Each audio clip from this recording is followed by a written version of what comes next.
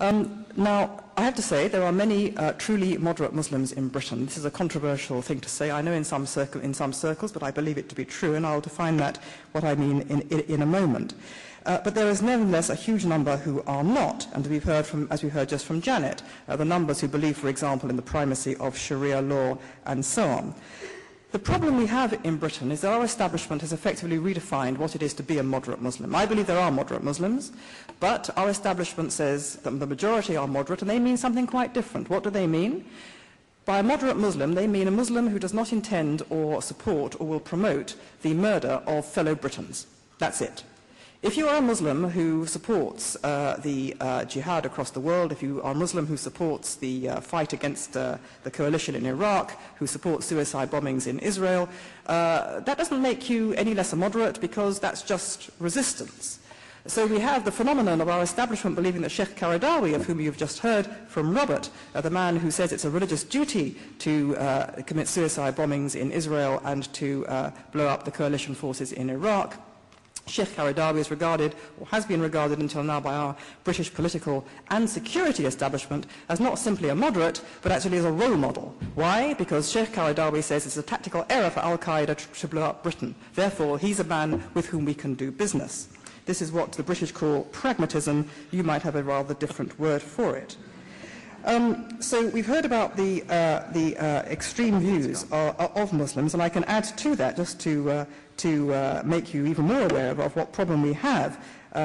Nearly half think that 9/11 was a conspiracy between the United States and Israel. 46% think the Jewish community is in league with the Freemasons to control the media and politics. And 37% of British Muslims believe that the Jewish community in Britain is a legitimate target as part of the ongoing struggle for justice in the Middle East.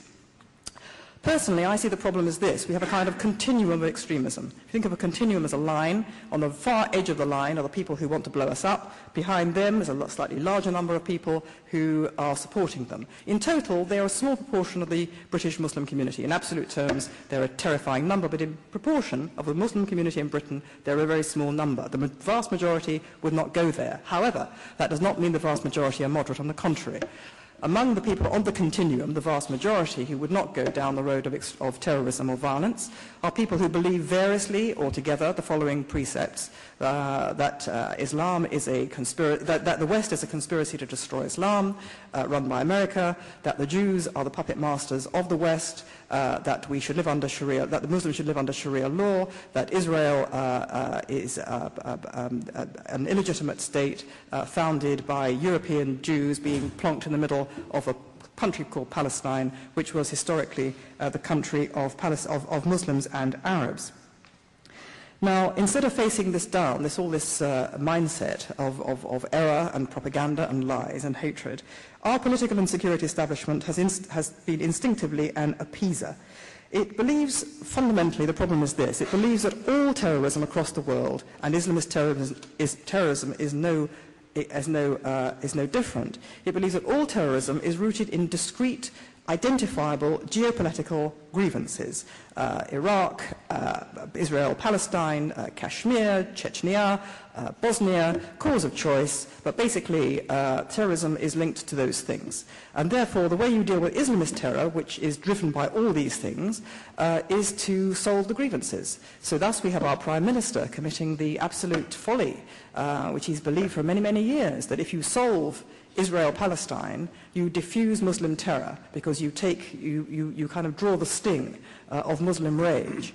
And in my view, it's completely the other way around. You can only solve the Israel impasse as you can only solve the war in Iraq and other conflicts around the world in which Islamists are involved, if first of all, you destroy Islamist terror.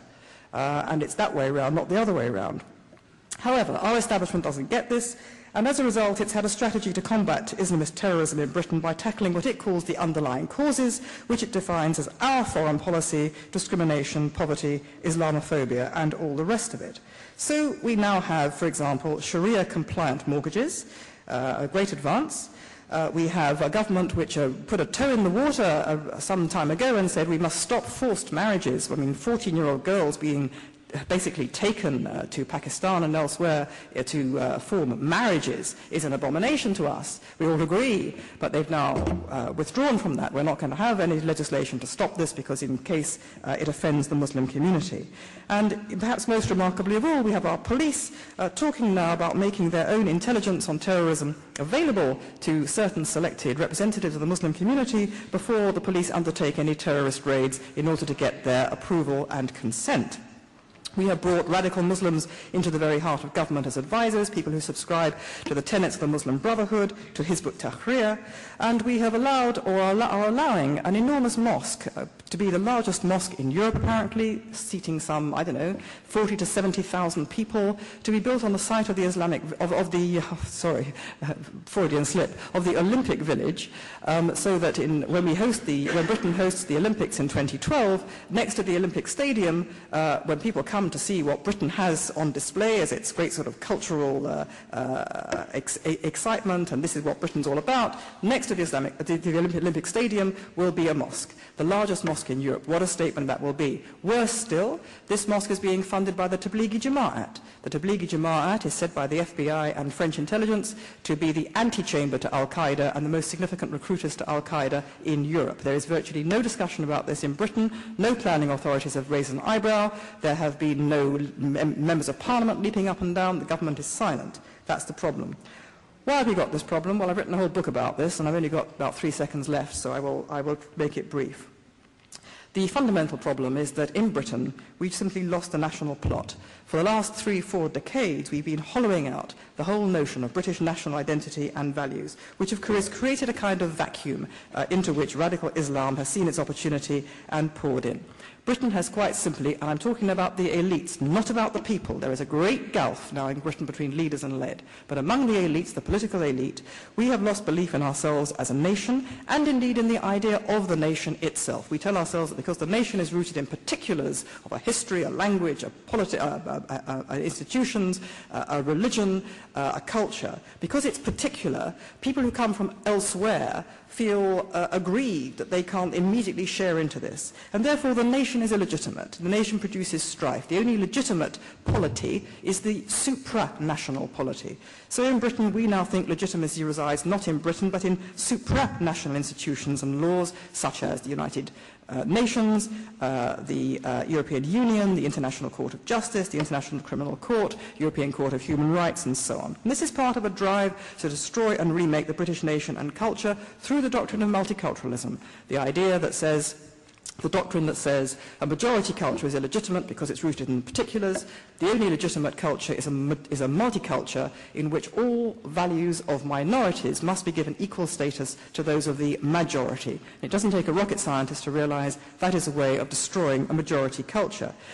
One of the side effects of this is that fact that you can't then integrate immigrants. If you think about it for 2 seconds, if you want to integrate immigrants, and most immigrants, including many Muslims, wish to integrate, they find when they come to Britain there's nothing to integrate into. They find that our institutions, our schools are saying, we celebrate your culture.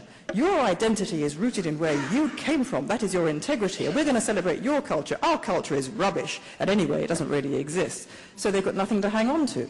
Now, this has had many, many lethal effects. One of the most lethal, in fact, the most lethal, is on young Muslim men who are stranded between cultures for various reasons. And we have made it even more difficult for them to get a handle on something sensible and good to hang on to.